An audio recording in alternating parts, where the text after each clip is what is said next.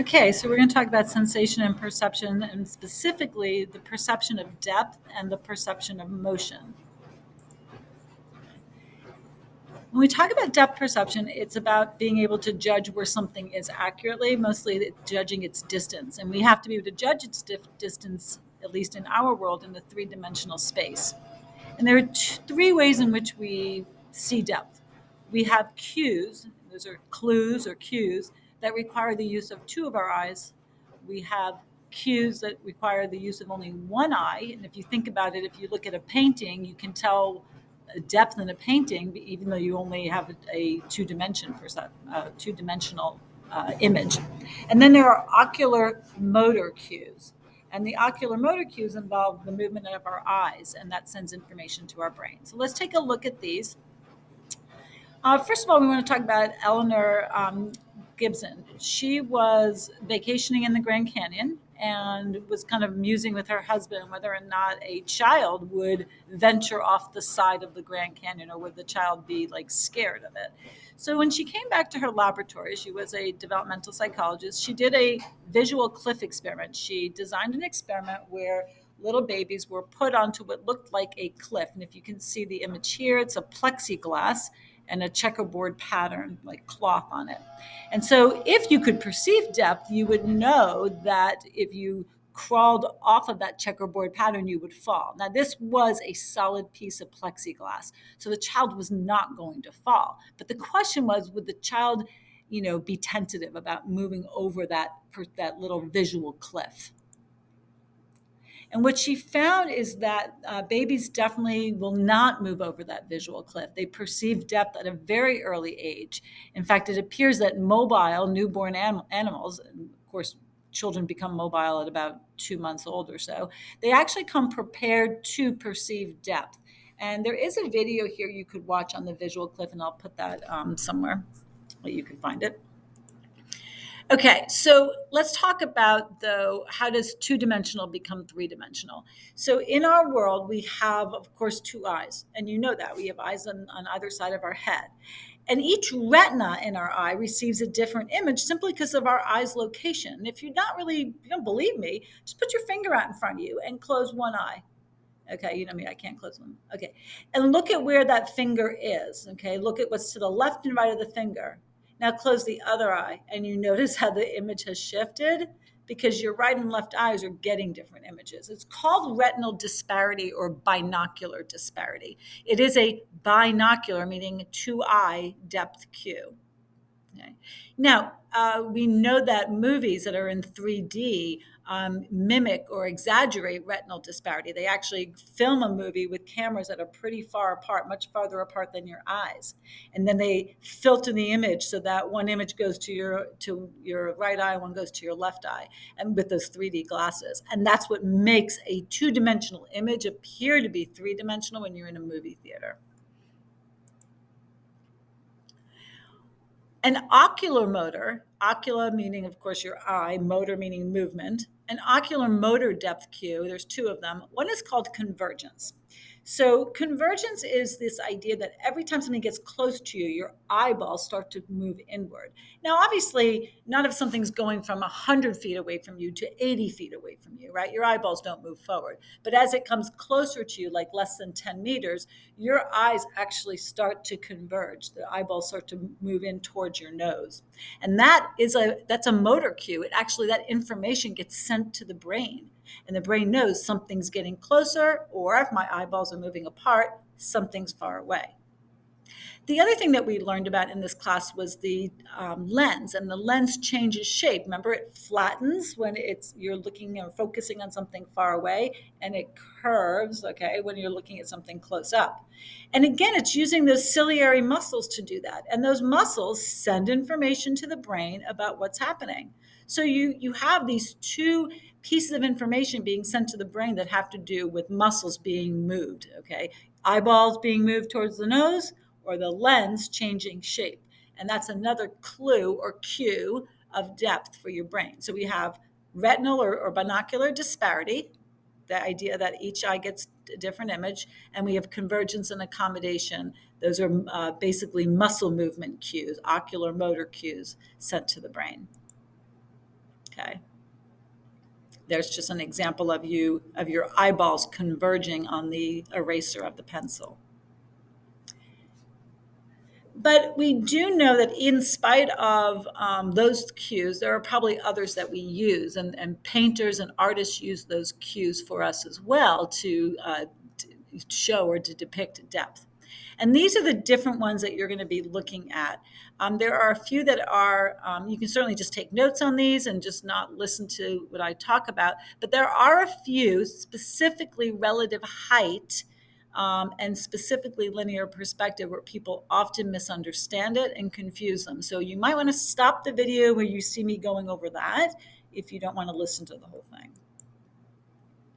Okay, obviously we know that the yellow package is in front of the green, which is in front of the pink. And that's because if one object partially blocks the view of the other, we perceive it as closer. And that is a monocular, meaning you only need one eye, depth cue called interposition. It's also known as overlapping. Okay, so you could also say overlapping. Relative height. We perceive objects that are higher in our field of vision as farther away. So as I look away from me right now, I see a clock on the wall that's higher in my field of vision than the sink that's in front of me. I know that the clock is likely further away than the sink, and that is true. In this particular image that you see here, the clouds would appear to be further away than the man. There's other issues in this picture, but we'll use it simply to look at relative height. Now I have another example here. What looks farther away to you? What's the background to you on the first image? Is it white or is it black? And most people say it's white. White's the background and black is the foreground, because we see that the white must be delineating something that's much higher in our field of vision. It's farther away. But flip it around. And now it looks like black is in the background. We see the black as the sky, perhaps, and the white as buildings, whereas here we saw the opposite. And it simply has to do with relative height. Where is this black? Where is this white relative to other images that we're looking at? And if they're higher in my field of vision, we perceive them as being farther away. Relative size works basically about our judgment, and our judgment based upon interactions we've had in the past. And because our brain is plastic, right, we can learn new things. And when we learn new things, we store that information. And when I come upon new information, I use what I've stored to interpret it. So if I look at this, you can see that this elephant here and this tree here are probably the same size on my retina, that they're displaying the same size. However, I know that the tree in general is larger than an elephant. And because the images are the same size on my retina, that means that the tree must be farther away. Now notice relative heights also in here. I know these trees on the top of the ridge are farther away than the trees in the bottom of the ridge. That's relative height. This is relative size. I also know that this elephant's probably farther away than the ones closer to me here, because the image on my retina is smaller than the ones right here. So those are both sort of relative size examples. Another monocular depth cue is called relative motion. It's also known as motion parallax. If you've ever been on a highway and you're driving past a plane landing, or you see a plane coming in for a landing, the closer the plane gets to you, the faster it appears to be moving. So if something's moving fast, we perceive it to be closer to us than things that appear to move slower. You drive by a house, the house sort of whizzes past you, right, when you're in your car, but the plane in the sky appears to be going more slowly. The plane is farther away than the house. And this is just an example of that.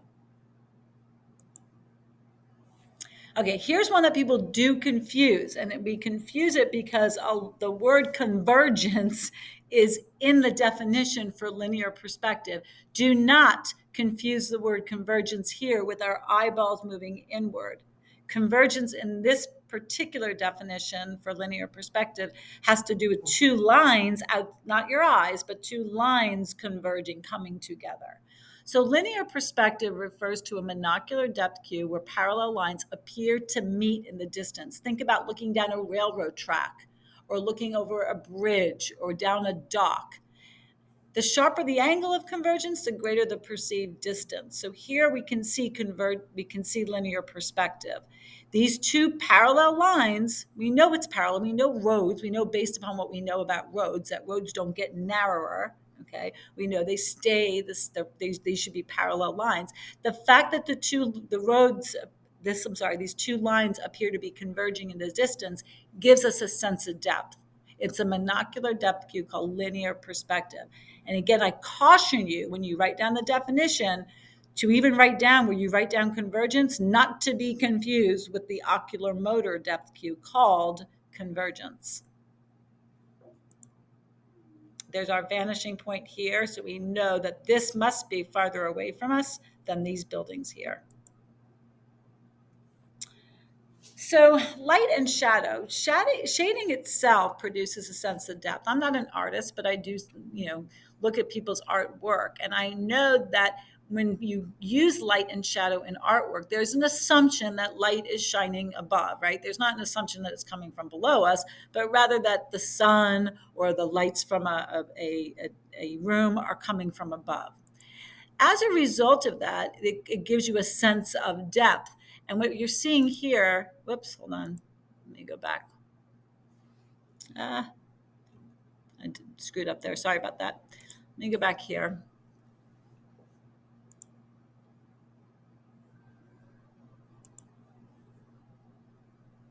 Okay. With light coming from above, it would appear that this image right here, this little globe here, that this is a three-dimensional image, right? Because light's shining from above, this must be the top of the globe. Whereas, so it's not hollow; it's actually a sphere. Whereas here, what this is this is the same exact image. Just we've turned this image upside down on this page here.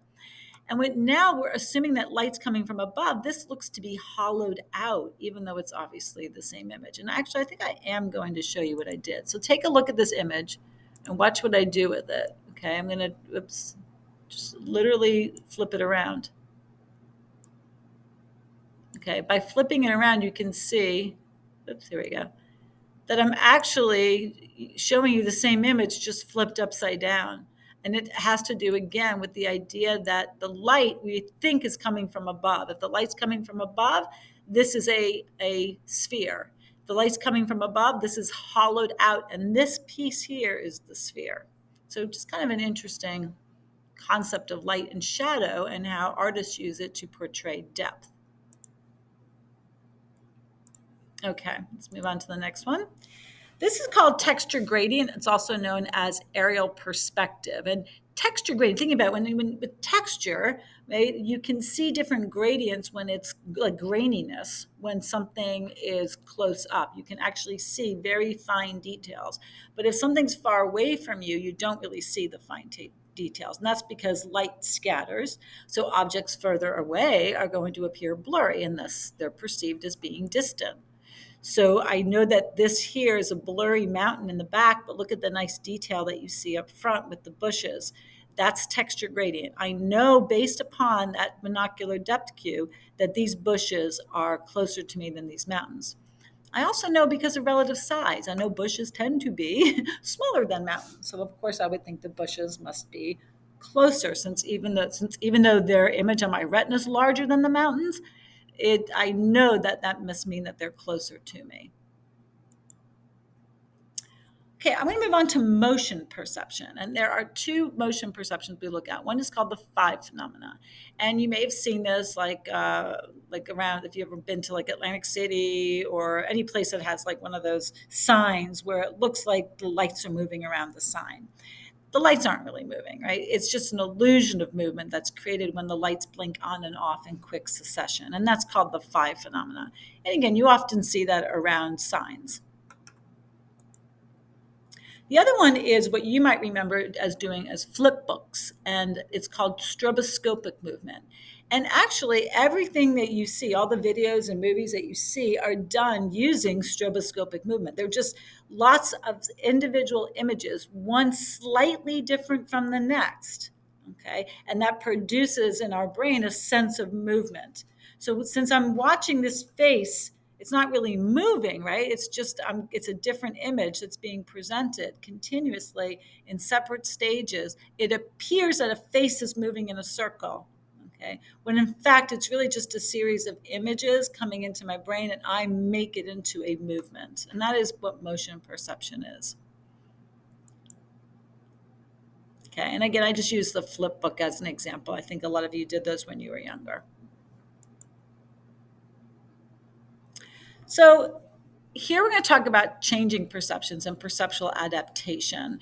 So are we able actually to adapt to changing perceptual conditions? And what you're going to see here, and you can go back and look at the presentation if you'd like, is a BBC video about a man who puts on upside down goggles.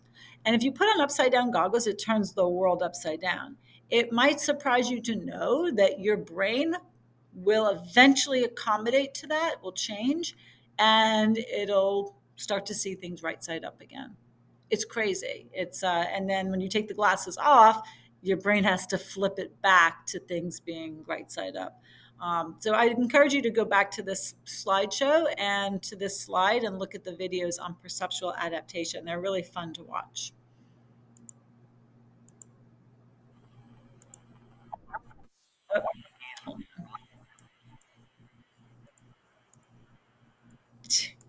Hold on. Okay, that actually, yep, that is the end. I forgot that is the end of this. So again, I would encourage you to go back to this particular presentation and look through some of the videos. We will maybe get a chance to see some of them in class. I think I'll probably show you the upside down goggle one in class. But there we are. You're done now with depth and motion perception.